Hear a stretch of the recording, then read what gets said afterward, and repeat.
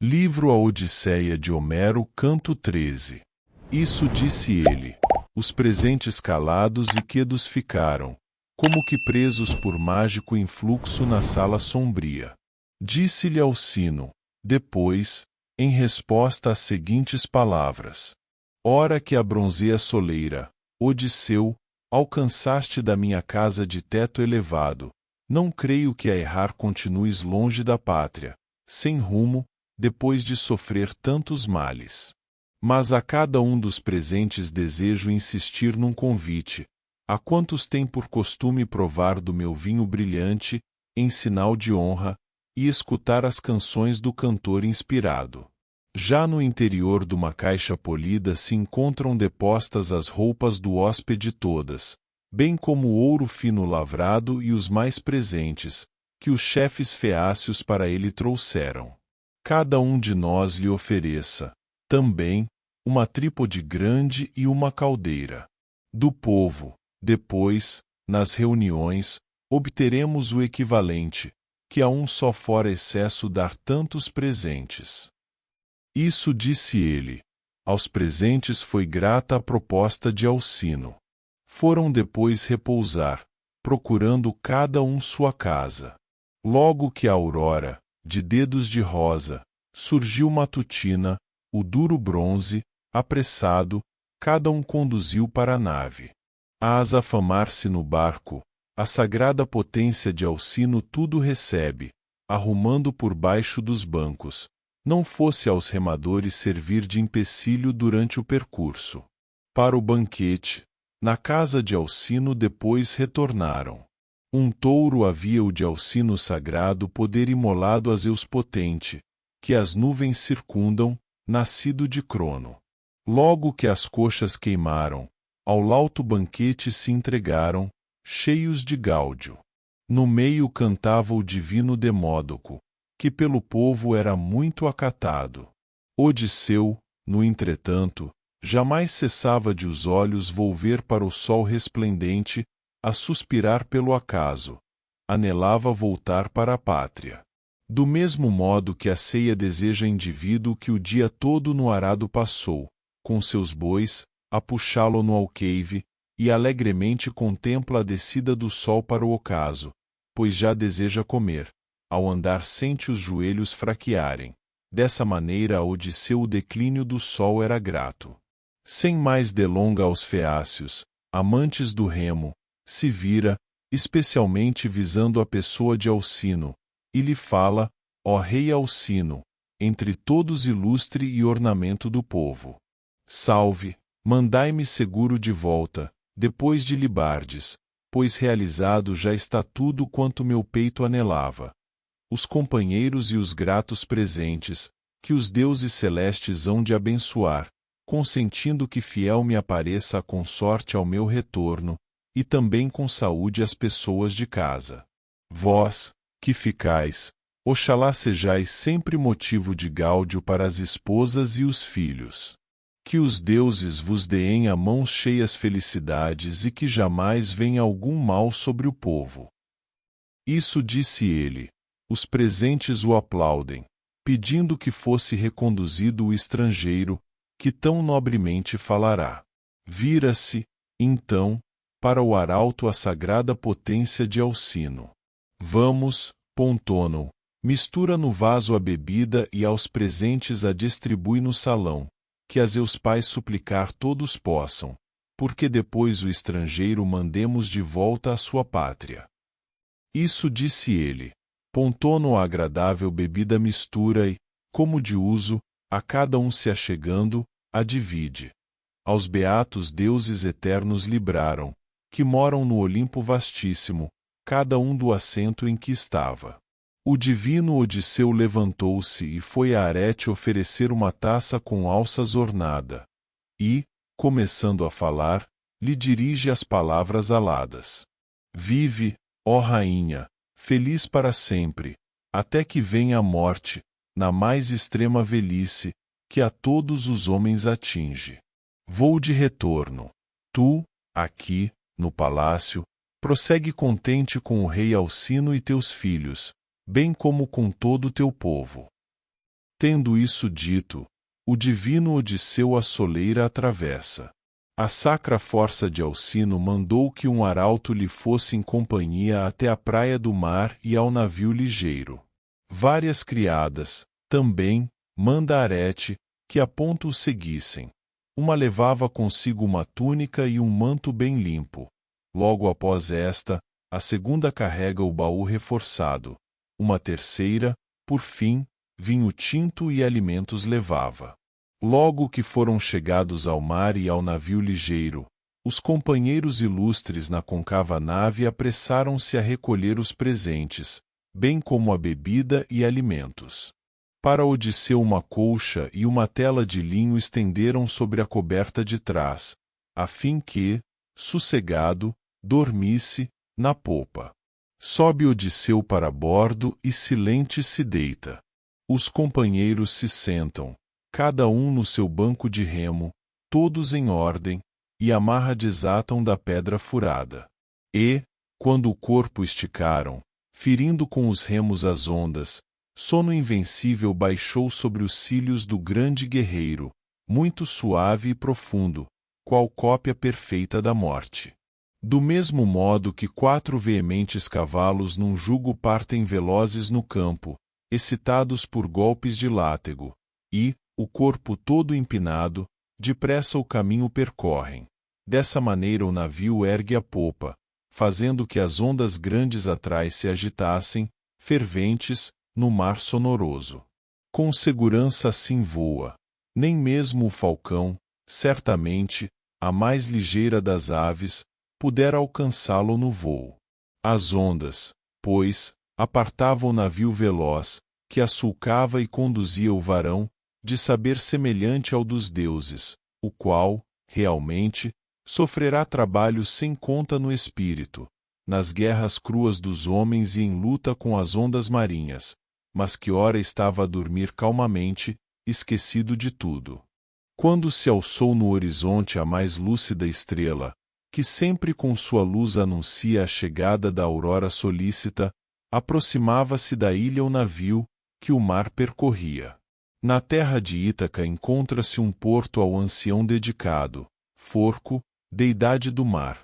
Promontórios, em cada um dos lados, a pique se erguem e para o interior gradualmente descaem. Servem de amparo eles dois contra as ondas, que os ventos levantam do lado externo. E, assim, dentro, sem uso de amarras, as naves de boas toldas ancoram, depois de concluído o percurso. No ponto extremo do porto frondosa oliveira se alteia, junto da qual uma gruta se afunda, sombrosa e agradável. É dedicada a estas ninfas por todos chamadas de náiades. Noras grandes se vêem no interior e crateras, de pedra, dentro das quais as abelhas as suas colmeias fabricam, bem como teares compridos, de pedra, também, onde as ninfas tecem seus mantos tingidos com púrpura, espanto dos olhos. Fonte perene aí borbulha, é provida de 2 saídas, uma do lado do norte, acessível aos homens, somente.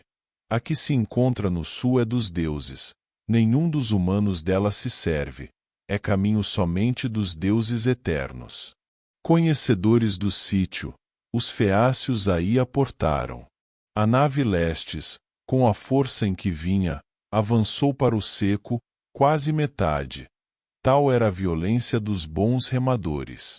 Estes, a terra saltando, do barco provido de bancos ato contínuo a Odisseu levantaram da concava nave, junto com a colcha brilhante e a coberta tecida de linho, e o depuseram, assim como estava, a dormir, sobre a areia.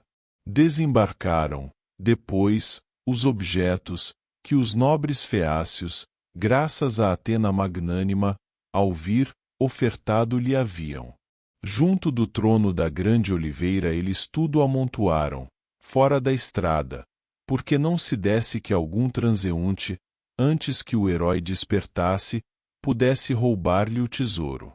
Voltam, depois, para casa. Esquecido, porém, não ficará o Deus posido, que a terra sacode, de suas ameaças contra o divino Odisseu, os desígnios de Zeus ele sonda. Zeus Pai, daqui para diante não mais entre os deuses eternos ser poderei acatado, uma vez que os mortais não me prezam. Falo dos feácios, conquanto de mim todos eles descendam. Sempre julguei que Odisseu ao palácio voltar poderia depois de muito sofrer. Nunca quis do retorno privá-lo, desde que vi que lhe tinhas com o gesto asselado a promessa. Adormecido o trouxeram no barco veloz, pelas ondas, e o depuseram em Ítaca, rico de bens infinitos, dando-lhe vestes em tanta abundância, bem como ouro e bronze, como jamais Odisseu obteria do saco de Troia, caso tivesse tornado feliz com sua parte da presa. Disse-lhe, então, em resposta, Zeus grande que as nuvens comula, abalador poderoso da terra, que ditos são esses? Não te desprezam os deuses, pois coisa difícil seria um dos mais velhos e fortes dos deuses causar uma ofensa. Mas, se qualquer dos mortais, muito confiado na audácia e na força, não te venera, tem sempre o infalível poder de vingar-te. Obra conforme o desejas e como tua alma te ordena. Disse-lhe, entanto, Posido, que a terra sacode, o seguinte, anuviador, já teria tomado a vingança que dizes, se não temesse tua cólera e não evitasse espertá-la. Ora pretendo fazer sussobrar o navio bem feito dos marinheiros feácios, à volta, nas ondas brumosas, para que cessem, de vez que, de aos mortais aprestar o retorno. Quero, também, envolver a cidade com uma alta montanha. Disse-lhe, então, em resposta, Zeus grande que as nuvens comula. Caro, em meu peito reflito ser este o conselho mais certo. Quando estiver todo o povo reunido e avistar da cidade anal, de volta, não longe da costa em rochedo a transmuda de forma igual à da nave, que todos se admirem de vê-lo. Cuida, também, de cercar-lhes os muros com alta montanha. Logo que ouviu tais palavras, Posido, que a terra sacode, foi para a Esquéria, a cidade onde os nobres feácios demoram, lá se postou, já avançava muito célere a nau sulcadora, a aproximar-se da praia. Achegou-se-lhe, entanto, Posido, e a transformou numa pedra, de fundas raízes dotada, com simples toque de mão. Afastou-se dali depois disso. Uns para os outros palavras aladas, então, pronunciaram os feácios marinheiros, famosos nos remos compridos. Muitos dentre eles falavam, virando-se para o mais próximo. Ai, quem teria fixado no mar nossa nau corredora, quando tornava de viagem? Já estava toda ela visível. Isso diziam, sem que nenhum ainda soubesse o ocorrido. Disse aos presentes Alcino, arengando, as seguintes palavras. Ai, em verdade atingiu-nos vetusto e veraz vaticínio, pois me contava meu pai que Posido se achava agastado com todos nós, por incólume volta a prestarmos aos homens. Disse que um dia, ao voltar de viagem magnífica nave dos marinheiros feácios, nas ondas do mar nebuloso, despedaçada seria e a cidade com um monte cercada. O velho assim me contou, e eis que tudo se cumpre de acordo. Ora devemos, submissos, fazer como passo a dizer-vos. A nenhum homem que, acaso, vier ter a esta nossa cidade facilitemos a volta. A Posido, também, 12 touros dos mais valiosos matemos, que possa de nós apiedar-se e não nos cerque a cidade, ocultando-a com uma alta montanha. Cheios de espanto, a tais vozes, os bois eles logo trouxeram. Dessa maneira suplicam ao Deus poderoso Posido os conselheiros e guias ilustres do povo feácio, todos postados à volta do altar, Odisseu, entre mentes, na cara pátria acordou. Mas não pôde saber onde estava. Longa demais fora a ausência. Além disso, de Zeus a donzela, Palas Atena, cuidosa, o envolvera de névoa, porque ele reconhecido não fosse e a consorte o não visse e os amigos, antes que a deusa o orientasse de tudo e vingança completa dos pretendentes tirasse por todas as suas ofensas. Ao próprio rei, por tudo isso, outro aspecto essas coisas tomaram, longos caminhos de acesso difícil e portos seguros, bem como as pedras a pique e as ramagens viçosas das árvores. Súbito se ergue de um salto e o terreno da pátria contempla. Solta, em seguida, um lamento, e, batendo com a mão espalmada na coxa, disse as seguintes palavras por entre suspiros: Pobre de mim! A que terra cheguei? Quais os homens que a habitam? São, porventura, selvagens violentos, que leis desconheçam, ou de estrangeiros amigos e afeitos ao culto dos deuses? Para onde devo levar tais riquezas? E eu próprio para onde devo seguir? Pudesse eu ter ficado entre os homens feácios, sim, lá na Esquéria. Teria encontrado outro rei poderoso, que me acolhera benigno e em seguida o retorno aprestara. Ora não sei onde por isto tudo. Esconder aqui mesmo tanta riqueza não quero, com medo de alguém poder vê-la. Não procederam conforme a justiça e a prudência o prescrevem os conselheiros e guias ilustres dos homens feácios, ao me trazerem para outro país. Prometeram, realmente, que à costa de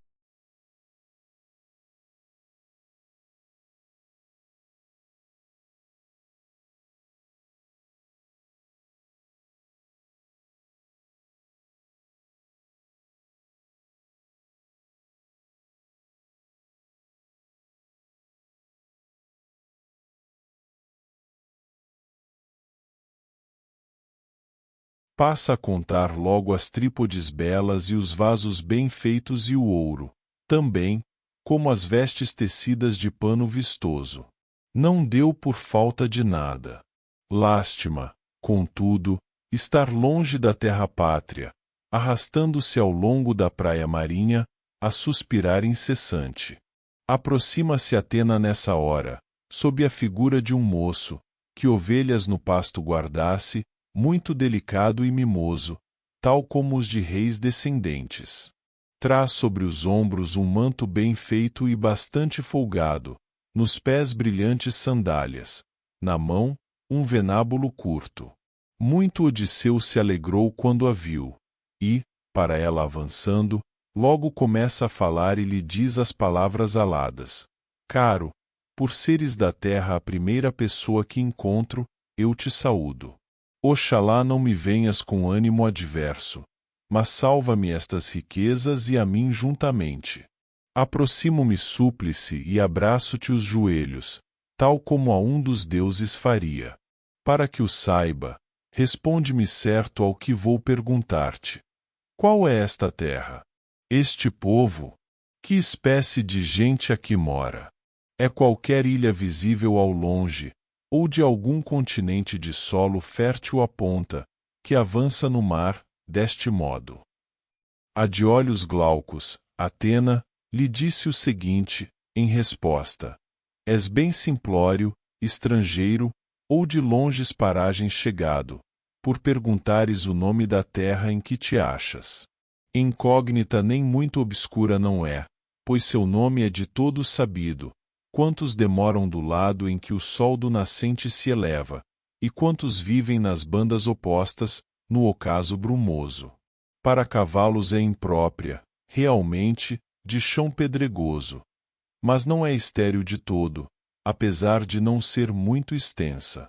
Em quantidade admirável o trigo aqui nasce e videiras, que alimentadas são sempre por chuva abundante e umidade. Cabras e bois aqui encontram bons pastos, também muitas matas nela vicejam, bem como nascentes, que correm todo o ano. O nome de Ítaca, ó amigo, por isso chegou até Troia, que, todos dizem, Pompeia muito longe dos povos aquivos. Disse, alegrou-se o divino Odisseu, sofredor de trabalhos, a comprazer-se na terra nativa, segundo a nomeara de olhos glaucos, Atena, a donzela de Zeus poderoso, e, começando a falar, lhe dirige as palavras aladas, mas sem contar a verdade, narrando uma história inventada, pois de contínuo astucioso ardis revolvia no peito. De Ítaca ouvi muitas vezes falar, nas campinas de Creta lá, muito longe, além-mar. Ora vim aqui ter em pessoa, com todas estas riquezas. Deixei outro tanto a meus filhos. Por ter a Orcíloco morto, o veloz e dileto rebento de Idomeneu, fui forçado a fugir. Ele a todos os homens laboriosos em Creta vencia nos pés muito rápidos. Quis despojar-me de tudo o que trouxe do espólio de Troia, pela conquista do que tanto na alma trabalho sofrerá, não só na guerra dos homens, mas, ainda, nas lutas com as vagas, sob o pretexto de que não quisera servir ao pai dele lá no país dos troianos, onde era eu, também, um dos chefes. Com minha espada de bronze o feri, quando vinha do campo, tendo-me ao lado da estrada escondido, com um companheiro. Visto fazer noite escura, que o céu encobria, não fomos reconhecidos. A vida tirei-lhe sem ser observado. Logo depois de o haver morto por meio do bronze afiado, fui ter a nave de uns nobres fenícios, aos quais fiz a súplica, tendo-lhes dado primeiro uma parte apreciável do episódio, de me levarem a pilo no barco de casco anegrado, ou me deixaram na élide santa, dos homens epeios.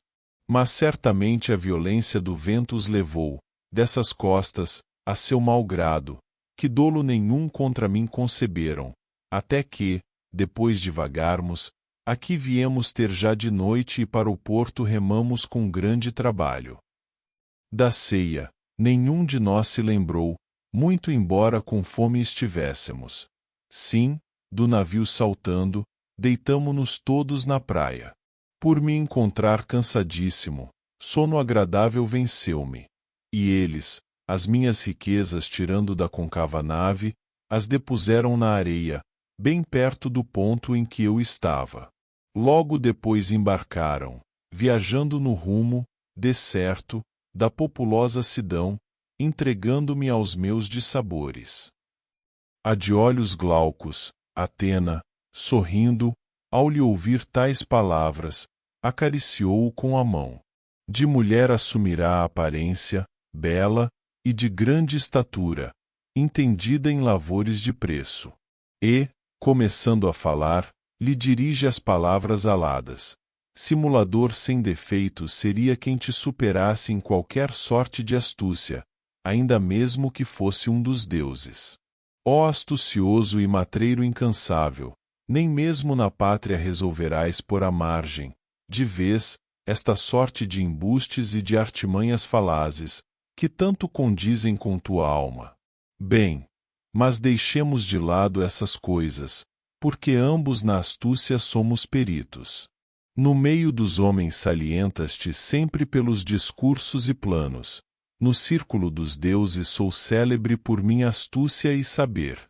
Desconheces, acaso, até agora, Palas Atena, a donzela de Zeus poderoso, que sempre ao lado teu se encontrou, protegendo-te em todos os lances? Fui eu, também, quem te fez estimado dos homens feácios. Ora de novo aqui vim, porque plano combine contigo e esses objetos esconda, que os feácios ilustres te deram por meu conselho e assistência, ao saíres de lá para a pátria. Quero, também, revelar-te os trabalhos que o fado te apresta no teu palácio bem feito. Contente e suporta isso tudo. A homem nenhum, nem mulher, enuncies nenhuma palavra sobre tua volta, depois de errar tanto, mas sofre calado os infortúnios sem conta, bem como a violência dos homens. Disse-lhe, então, em resposta, Odisseu, o guerreiro solerte: Deusa, a um mortal, que te encontre, é difícil poder conhecer-te mesmo que seja experiente, pois todas as formas assumes. Sei com certeza, e o confesso, que outrora me foste propícia, quando nas plagas de Troia os guerreiros aquivos lutaram.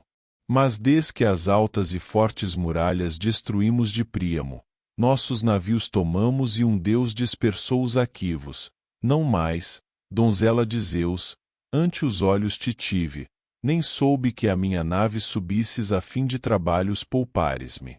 Pelo contrário, andei sempre vagante, abrigando no peito o coração lacerado, até ser pelos deuses liberto, e me animares na terra fecunda dos homens feácios com teus discursos, levando-me aos muros em que eles habitam.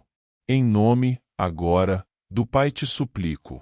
Não creio, de fato, que a Ítaca, ao longe visível, houvesse chegado, em verdade, mas a país diferente, e que toda essa história de há pouco, que me contaste, era burla com que a alma pretendes lograr-me.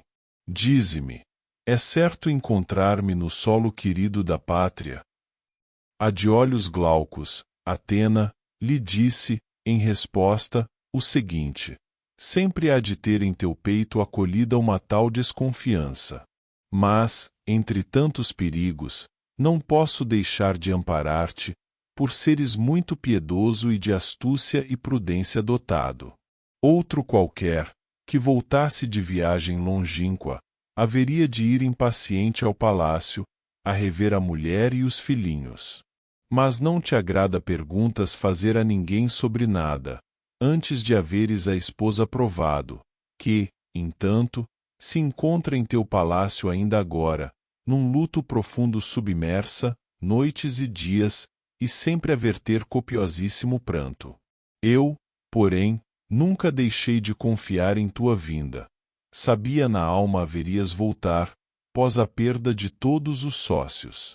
Mas sempre tive receio, confesso, de opor-me a Posido, tio paterno, que imenso rancor abrigava no peito, cheio de raiva, por teres o filho querido cegado. Ítaca, vou revelar-te ora mesmo, porque te convenças. Não reconheces o porto de Forco, do velho marinho, na extremidade do qual oliveira frondosa se encontra? Ao lado dela uma gruta se vê, de sombreado agradável, que às ninfas é dedicada, também conhecidas por náiades. Esta mesma é a gruta, vastíssima, em que tinhas por hábito sacrificar hecatombes perfeitas às ninfas divinas. O Monte Nérito, enfim, tens ali, recoberto de matas. Ao dizer isso, desfez o nevoeiro, o país patenteia-se-lhe. Muito comovido, o divino e sofrido Odisseu reconhece alegremente a paisagem, beijando o chão pátrio fecundo. Súplice eleva as mãos ambas, as ninfas, desta arte, implorando: náiades ninfas, donzelas de Zeus, não pensei que tornasse a vos rever nunca mais. Ora votos benignos de novo vos endereço e, como antes, havemos de dons ofertar-vos, se consentir a bondosa filha de Zeus, a espoliadora, que eu continue com vida e prospere meu filho querido. A de olhos glaucos, Atena, lhe disse o seguinte, em resposta: Nimo agora. Não deves o peito angustiar com tais coisas.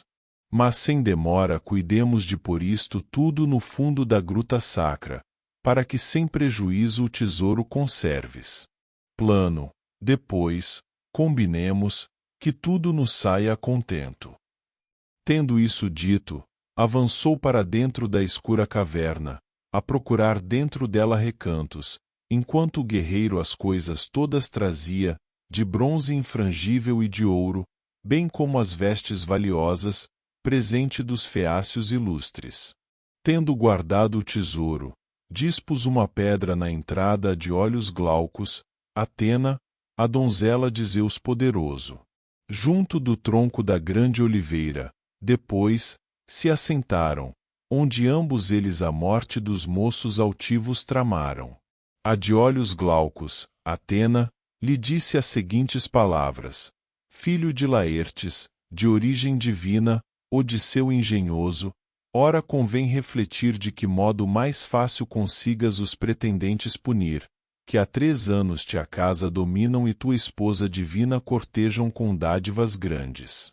Cheia, porém, de tristeza ela espera, ainda agora, tua volta. Vai com promessas e mais com recados mantendo a esperança a cada um deles, mas na alma concebe intenções diferentes. Disse-lhe, então, em resposta Odisseu, o guerreiro solerte, pobre de mim, por sem dúvida a sorte do atrida Agamênone no meu palácio me estava guardada e o destino funesto, se não me houvesses, ó deusa, informado de toda a verdade. Ora vejamos um meio de como possamos matá-los. Fica ao meu lado e no peito me inflama audaciosa coragem, como no tempo em que os muros brilhantes de Troia destruímos. Se desse modo coragem me deres, ó Gásia donzela, até com 300 guerreiros seria capaz de medir-me Deus admirável, se sempre benigna ao meu lado estiveres. A de olhos glaucos, Atena, lhe disse, em resposta, o seguinte: hei de assistir-te, sem dúvida, sem que me saias da vista, quando levarmos a cabo esta empresa. Nessa hora, estou certa, há de o chão duro ficar pelos miolos e o sangue manchado dos pretendentes guerreiros, que os bens no palácio te pilham.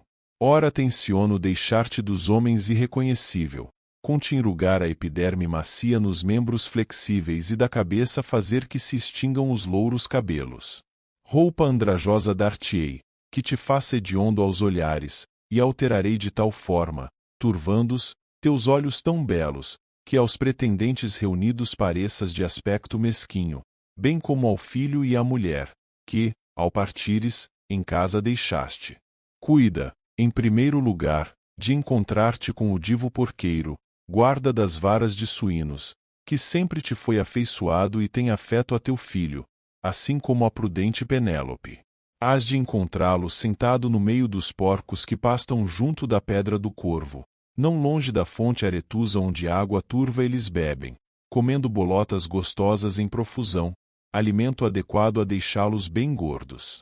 Fica-te lá, junto dele sentado e de tudo se informa, enquanto a Esparta me vou, de formosas mulheres ornada, para chamar, ó Odisseu, o teu filho querido Telêmaco, que foi visita fazer, nas campinas de Lacedemonia, a Menelau, para obter de ti novas, se acaso vivesses. Disse-lhe, então, em resposta, Odisseu, o guerreiro solerte, mas, se sabias de tudo, por que não lhe deste notícias? É para que ele, talvez, também venha a sofrer errabundo pelo mar vasto e infrutuoso, enquanto outros os bens lhe devoram. A de olhos glaucos, Atenas, lhe disse, em resposta, o seguinte: não seja causa ele, agora, de teres o espírito inquieto, pois companheira lhe fui, porque não me sem para alcançasse com essa viagem. Trabalhos não sofre por lá, mas tranquilo se acha na casa do Atrida, onde tem abundância de tudo. É bem verdade que uns moços o aguardam em nave anegrada, para matá-lo, quando ele estiver em caminho da pátria. Não me preocupa, porém, nada disso. Sorverá de a terra os pretendentes, primeiro, que todos os bens te devoram. Com a varinha, ao dizer tais palavras, Atena tocou-lhe. Logo lhe enruga a epiderme macia nos membros flexíveis e sem os louros cabelos deixou-lhe a cabeça. Por volta dos membros todos a pele de um velho lançou-lhe, engelhada, e amorteceu-lhe os 2 olhos, que dantes tão belos brilhavam. Lança-lhe, então, sobre os ombros um velho gabão e uma túnica, cheios de furos e imundos, com manchas de aspecto anegrado, e revestiu-o com um couro rapado de corça ligeira. Deu-lhe um bordão para a viagem e, ainda, um surrão muito gasto, quase imprestável, pendente do corpo por velha correia. Feito isso tudo, apartam-se os dois, indo Palas Atena para a Lacônia, onde o filho dileto do herói se encontrava. Parabéns por chegar até o final deste audiolivro. Nós gostaríamos que você compartilhasse o seu saber conosco, escrevendo nos comentários do vídeo sobre os assuntos abordados no livro, para podermos debater ideias, insights e sugestões. Se você gostou do livro, deixe seu like e inscreva-se no nosso canal para não perder nenhum audiolivro. Obrigado por fazer parte da nossa comunidade.